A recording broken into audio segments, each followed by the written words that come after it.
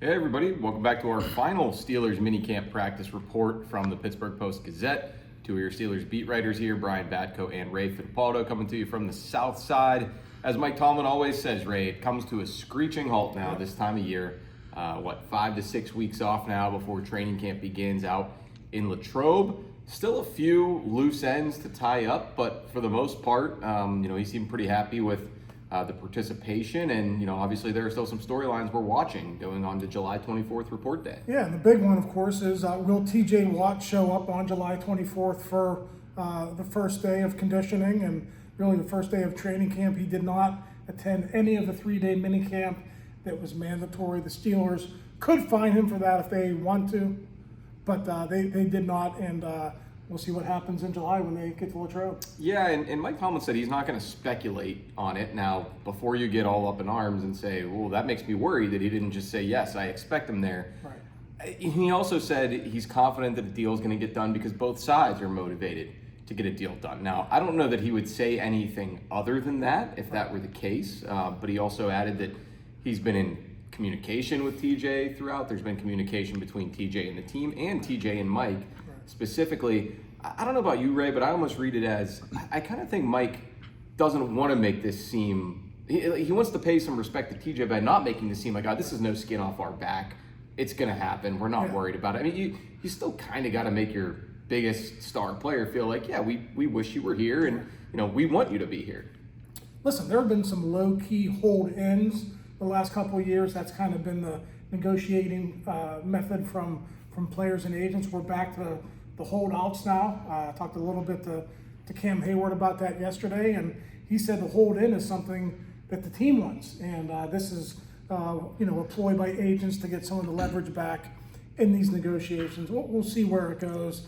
We all know the last time TJ did his hold-in, he didn't sign until 2 days before the season started. So I guess from that perspective, Brian, it can't get much worse. He wasn't out there for any of that camp in 2021, so we'll see what happens now. Yeah, and still after a summer of just doing his own drills off to the side, he went out and tied the NFL sack record that season. So he was okay. Yeah, he's got a body of work to lean on there for making everybody feel somewhat warm and fuzzy about something that's not a warm and fuzzy situation right now, at least. And yeah, I mean, the last time there was really a contentious, messy battle like this was Le'Veon Bell, which of course really went south for all parties involved, and he never played another down for the Steelers. Yeah, that's the last one I remember. And the thing I remember about that, Brian, was how upset some of the players were.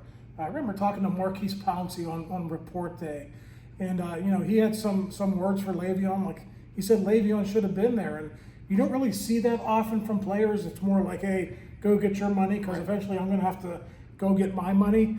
And I would expect all the respect in the world for TJ from his teammates in this one, no matter which way it unfolds, whether he's there on July 24th or whether he's not there until September 6th. Yeah, I guess that tells you back then those guys didn't necessarily agree with what Le'Veon Bell was seeking. And yeah, I would tend to think with TJ Watt and his stature on this team, even though he also is technically under contract, nobody is really begrudging him for wanting to get what he thinks he's worth. So.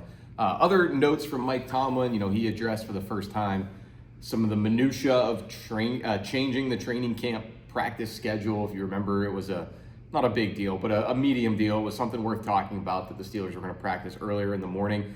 Mike said it was not hot enough on those days out at St. Vincent College. So yes, he is a psychopath when it comes to that sort of thing. You do get the hottest sun up in Latrobe around 2:55 in the afternoon. I can attest to that. So I mean, listen, they tried it for 1 year. Mike said that last year that was at the behest of the new strength and conditioning staff.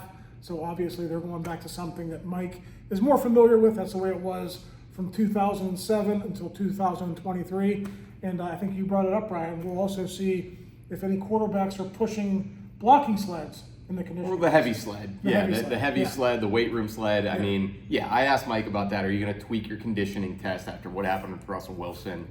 I mean, he said, we'll have to be there to find out. He's not going to reveal it. I don't want to give away any of those state secrets, I guess, in mid-June. Like, he seemed a little perturbed by the question, but also he was the one who, if you remember, he brought up right after the season ended the amount of soft tissue injuries that they had. And that was the first year of this new strength and conditioning staff. And I feel like the first day of training camp, the report day conditioning test, which they changed last year, that's kind of their Super Bowl for a strength staff. And listen, they only had one major injury here during the first, the 3 weeks of the offseason program. Tight end Donald Parham, unfortunately, has an Achilles injury. He's done. Nothing other really of note that took place here this week. So I suppose Mike Tomlin at least claims that everybody is healthy going into training camp, and I think you made the kind of quip that we'll show up 5 guys will be on the PUP list. There always seems to be 1 or 2 guys who does get injured during the 6-week break where they're, let's face it, they're not on vacation. They're in actual in-season mode. They're training, they're lifting, they're doing all that stuff to get ready for the season. Yeah, and we'll see here as far as what transpires between now and camp. Obviously, most of the NFL takes a break, from the scouts to the coaches to the players. There are occasionally signings. I want to say 2 or 3 years ago, in mid to late June or maybe even early July, Larry Ogunjobi signed a 1-year deal with the Steelers, I think it was. So we know that they are at least kicking the tires on some options at wide receiver and tight end. Maybe every team in the league will kick the tires on some of these high-priced cornerbacks who have either been cut, like Jaire Alexander, or who are on the trading block, like Jalen Ramsey in Miami. Omar Khan never really rests, but do you anticipate seeing anything between now and when we all get up there to Rooney Hall? Yeah, listen, defensive back is a good call on your part, I think. I think maybe it's a sneaky need as we look towards training camp, but the big one is receiver, of course. I think everyone expects the Steelers to add in some form. It might not be a big name that everyone is thinking of, maybe not a Keenan Allen or somebody like that, but the one player who is probably similar to Ogunjobi in terms of an injury is Gabe Davis, right? Ogunjobi at that point was cut because of an injury. Gabe Davis was cut probably a month, 6 weeks ago because of an injury. And, he's the one guy, I think he's been in here for a visit.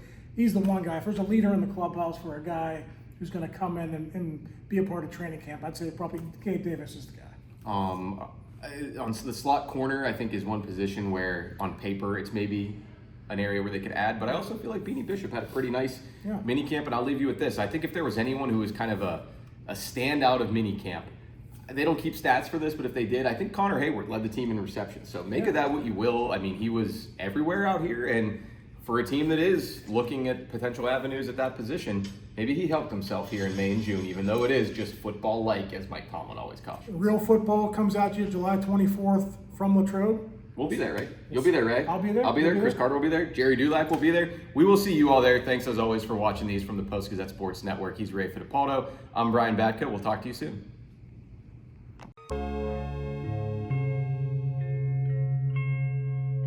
Thank you for checking out this content from Post-Gazette Sports. If you watch this video on YouTube, please like the video and subscribe to our channel. For all of the sports coverage the Post-Gazette has to offer, visit post-gazette.com.